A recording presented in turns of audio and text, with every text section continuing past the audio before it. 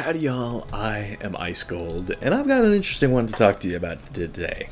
And I'll say this, there's been quite a bit of recycled content recently.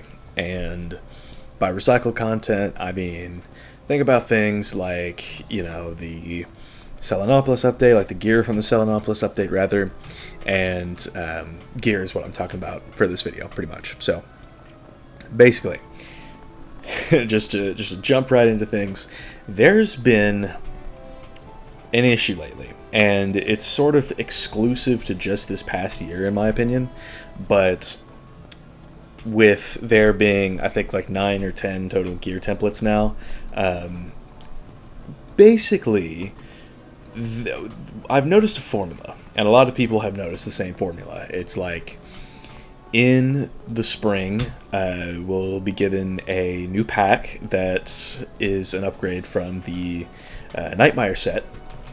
And in the summer, we'll be given a pack that's like raid gear, I guess. And in the fall, we'll get updates to like our existing like Dreamweaver and Avatar sets. So, yeah, I mean, cool, I guess, but the problem really lies in this year. And what I mean by that is there has been a lot of repetition in terms of stats on gear, but there's been, marginally more useful item cards on these pieces of gear. And let me just show you what I mean. So, in my backpack right now, I have 3 pairs of boots, plus my energy boots, but you get the idea. So there's 3 pairs of boots in here. The Dreamweaver boots came out with Wallaru's Nightmare update in January of 2024. It's the best in slot for PvE at the moment. It's very, very good for a lot of reasons. But then the Avatar boots give the exact same stats. I mean, I know why they give the same stats. It's because they want the same general template, but since there wasn't a level increase, like the Avatar boots just give the exact same stats as the Reaper boots. And you can also see these Xibalba boots that I also have on me give the same stats outside of giving a little bit more resist, a little less health, and shads instead of pip chance. So yeah, pretty much, more or less, I have 3 pairs of boots in my backpack that give 37% ice damage, 4% ice pierce, 3% ice accuracy, and 119 ice crit, as well as 178 critical block. The only differences are in the resist, which 2 are literally carbon copies, and pip chance versus shads. So, yeah, you get the point. It's like, this is from a raid, and this is also in the Faeriequeens Horde pack, and I'll even get to that in this video. And then this is end of Wallaru, this is end of Selenopolis. So, all in all, somewhat understandable. But then you look at the new Liches and Legends Gauntlet pack, and I did a pack opening of this not too long ago, and specifically, I'm going to go over the robes and amulets. So this gear was supposed to be, I guess, a quote-unquote alternative to the Forbidden Library Gauntlet pack in that gear. But, I mean, do you see what I see? There is a brace on the Raiment of the Lich Lord, the new robe, that was not on the plot armor. And, like, I don't know what to really say outside of brace is much more useful than a storm dispel in a lot of cases. So, like for an ice, at least, like the defensive schools, pretty much, it's like if you decide not to get this new robe and instead opt to stick with the robe that you had before, being plot armor, and you go up against somebody of the same school, like you get a mirror match in PvP, you get a mirror match and you're not at a stat deficit, but now they have 4 more rounds of brace on you. So that seems kind of unfun and a little sleazy, because why would they, like, because the level cap didn't increase, right? Like, we do know this much. Since the level cap didn't increase, we've got, you know, like the same stats, obviously, right? But KI knew that to get people to buy these packs, they had to make the item card on the new robes at least a little more useful. So that's what they did. they gave the Raiment of the Lich Lord a brace, and for some schools, there's an extra attenuate on the clasp of the Lich Lord, or the Lich Gauntlet pack, whatever. It's like you get this attenuate from the pack amulets there, and you also get a tower shield, which isn't bad. And I mean, this just is a direct upgrade from the elemental trap. Attenuate versus brace, this one is actually much better because both of these are auras, and you can sort of choose if you want to run more braces or more attenuates.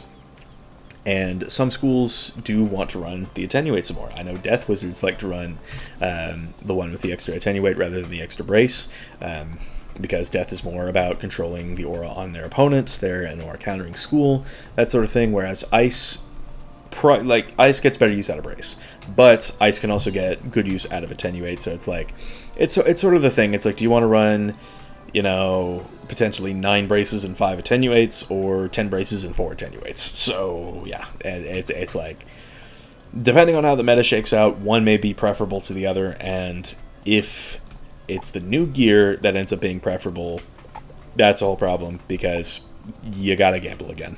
Because it is the exact same stats, but it's just one piece here is better for certain stats. That, of course, being, or not certain stats, but certain strategies with the attenuate versus the brace. The robes are flat out just straight better in every discernible way. I mean, maybe if you're a storm or a fire, you won't want to use the new robes because of the brace, but you know, if you're pretty much anything else, you get a lot of resist, and you can make good use of brace. So yeah, 5 out of the 7 schools are going to want this robe over this robe, despite the fact that they give the exact same stats. And I mean, I've already been over some of this other stuff. It's like this, like the Avatar Dream Reaver boots being the literal exact same. I mean, I don't know which is more useful, actually. I don't really use ice traps too much, and then this isn't even my triad for the blade, which is a little interesting, but is what it is there. But there was one more thing that I wanted to talk about, and that was the fact that recently it was teased that there's going to be a brand new pack coming this summer. That's going to be the Fanciful Fairy K Horde Pack 2. And the first pack sold a lot. I mean, we saw in my video from a few weeks ago where I talked about like the best-selling items in the Crown Shop as confirmed by developers. The Fairy K Horde Pack was placed second, only behind Energy Elixirs. Oh wait, no, Mega Snack Packs was what it ended up behind. So yeah, I mean, it got ahead of Energy Elixirs, which is absolutely insane given how important pets are.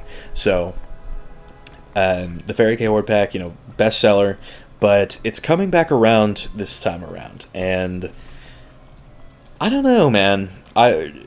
Something tells me if they continue with this, I guess, general idea of putting, you know, raid gear in packs, which I'm all for, by the way. I think, like, if you don't want to raid, you should be able to at least gamble for the gear, but we're looking at something that very clearly is a cash grab. I mean, they power to them, honestly, because they're capitalizing on the sales from the original Fairy K Horde Pack, and it's going to be like a darker set. So look, personally, I love goth mummies myself, so you know, getting that in Wiz, that's going to be honestly a huge benefit for me, and I'm really supportive of this new pack's, I guess, general idea. But the main thing is going to be the stats. This is the Jabalba Comet Sword. This you can also find in the Fanciful Fairy K Horde pack as the Fairy K. Honestly, I've never even opened that pack in my life outside of, you know, like loyalty store and free packs that I've had. But the Fairy K wand is going to give the exact same stats, but like slightly different item cards. I think all of the umbrellas give an empowerment, an adapt, and then all the wand hits. So yeah, I mean, pick and choose, right? But what is going to happen with this new pack? And I don't know if they're going to drop the raid and the pack with that raid's gear in, you know, the same update. But if they do, even if they do, rather, the way that the devs have done it with the raids is 2022, we had the Voracious Void raid. In 2024, we had the Cabal's Revenge raid. This was the same template, but upgraded. So, I mean, personally, I have never set foot in the Polaris raid just because it's barely an upgrade from the Nullity robes, which I already had all of those. So, I don't know, man. But one thing to note with this is that in 2023, we got the Crying Sky raid, which gives, you know, this gear, like the Shabalba Comet Sword, Shabalba Comet Boots, Shabalba Comet Helm, that sort of thing, Hoonhouse Comet Amulet, that sort of deal. But, and this is important, if that trend continues, where they drop a raid with an updated gear set for the next level band, that just means that the second Fanciful Fairy K Horde pack is going to give the exact same gear as the original. Does that sit right with y'all? Because for me, I don't know. It's like, maybe if people want that, then sure. But I think at the very least it should give the Hoonhow gear, because for the rest of it, it gives the Jabalba gear. So yeah, I mean, this versus this, it's not really the best example, because, yeah, but the Hoonhow Amulet, the Hoonhow Robes, that sort of deal, these are all very good, and the Freaky Floromancer pack, which only comes around in Eerie April, whenever that event's running, and Halloween, it's a seasonal pack, and that'll drop this gear, but or this Hoonhow set, but that, as I said, it's seasonal, it's not around all year. So I think if they're going to do this with like dropping the new raid gear and that sort of deal in a new pack, then I don't know. I think at least it should give the Hoonhow set as opposed to just the Shabalba set reskinned again, because, like, I don't know about y'all, but that's what I think needs to happen with this pack. And the raid, I've heard, is going to be a Lemuria raid, which is interesting. I'm excited. I've seen previews of, like, Heap, so that's really cool in my opinion. I'm really excited to do that raid. I will be trying to do that raid, but man, if the Fanciful Fairy K Horde pack 2 gives the exact same gear as the first pack, but it just looks different and maybe gives some different item cards, I don't know what to say. And I'm hoping that they do decide to put the Hoonhow set in there, and the, I guess, quote-unquote upgraded Hoonhow set in from the Lemuria raid, rather, because this would be their time to do it for a pack that's available year-round, and this would be their time not to openly bungle the wands, because the wands from the Freaky Floromancer pack, the Hoonhow wands, this template, they don't even give on-school wand hits. So if they're going to do it, make it the Hoonhow set, and make sure the wands are correct. That's what I'm going to say on that. So I don't really know what else to say, outside of just, it feels like they're putting out a lot of packs with the same stuff, marginal upgrades, except some of them look different. Some of them give, obviously, you know, different item cards that can be better, so you'll buy them anyway, that sort of deal. And it just doesn't sit right with me. And I know that this was going to be a thing ever since Game Ago acquired KingsIsle, but to see it happen, man, we'll really just have to see how things are looking once this pack is out and once the summer update is out, because it is just a this year thing, because the level cap will be getting increased in the fall. But you get the point. It feels a little goofy to be putting out the exact same gear, like down to the stats, just with different item cards out in just so many different forms and fashions, and doing it for this many gear templates as well.